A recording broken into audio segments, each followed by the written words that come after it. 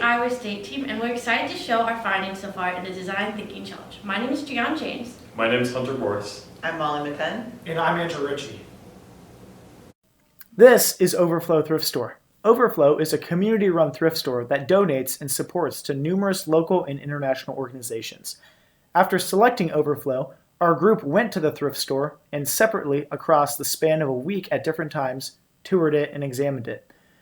We all gained valuable insight to the various ongoings of the store.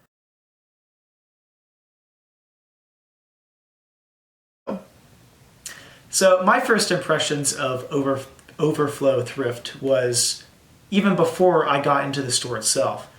When I rolled up in my car, I realized that there was a kind of lack of parking. There was only roughly 8 spaces that were just right outside the store. It wasn't very inviting, right? The next thing that I saw was when I first opened the door to the store, I could immediately see the bright handbags, purses, and wallets section. It was really warm and inviting. Yeah, it was just really nice. Another thing that I noticed was the amount of clothes and the prices. Lots of the clothes were between $3 and $5, with a lot of the more dressy, formal stuff being in $8. During my visit at Overflow, I was able to talk to one of the few employees that work there.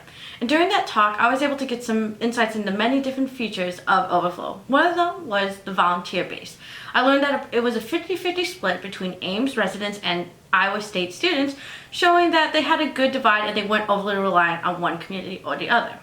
Moreover, to help homeless people be able to better afford their products, they started a gift card system where they would give homeless people gift cards of preloaded amount of money to be able to help them be able to afford the gifts, which is good because in Ames, according to the U.S. Census Bureau, there is 26.4% of Ames residents that are considered in poverty.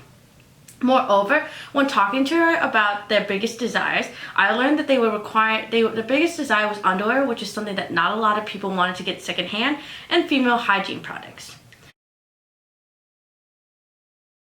On Overflow's website, I saw that they are in need of volunteers from the community, so I signed up to volunteer for a 2-hour spot.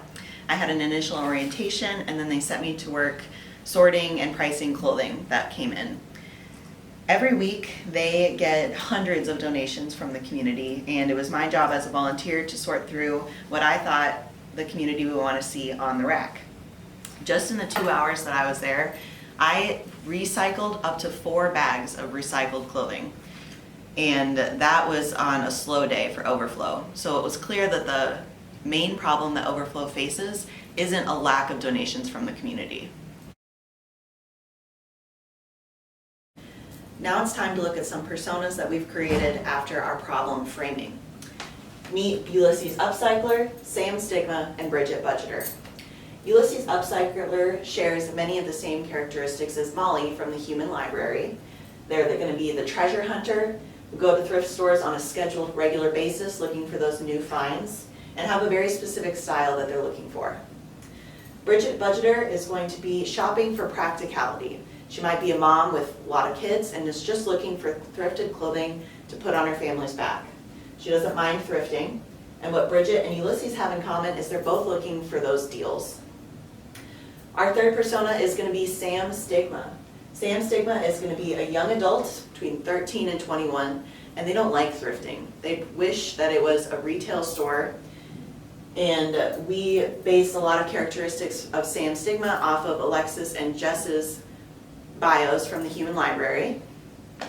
What Sam Stigma and Bridget Budgeter have in common is they are both thrifting out of necessity. While Bridget doesn't mind thrifting, Sam shares a lot of characteristics with Jess where they think thrifting is dirty, takes too much time. What Sam Stigma and Ulysses have in common is they're both searching for an identity through a style that they're looking for in a thrift store. Now, what do all of these personas have in common? They're all characteristics of the everyday thrifter. After all of our research, it's time for the problem framing. How might we utilize the inventory available to the community and make it accessible to the everyday thrifter? From our research, we've learned that Overflow is not suffering from a lack of donations. What they're suffering from is a lack of awareness of the inventory that's already available for the community to use.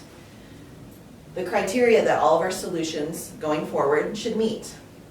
It needs to elevate the current inventory of Overflow. That means bringing it to the forefront of people's minds, highlighting the inventory that they already have.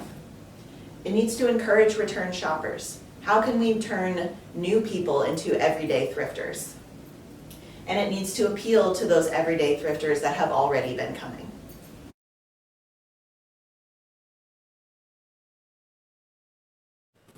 The three solutions our team developed are Outfits of the Week, a body sizing infographic for display in store, and a partnership with a local laundromat.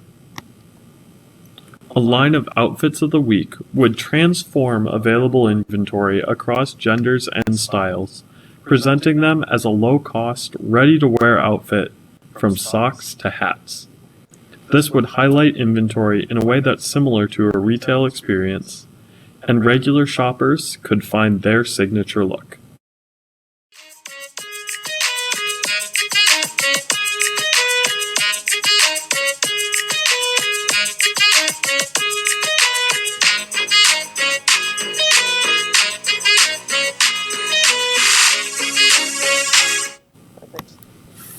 Creating a sizing infographic is something that could help every customer who walks into the store.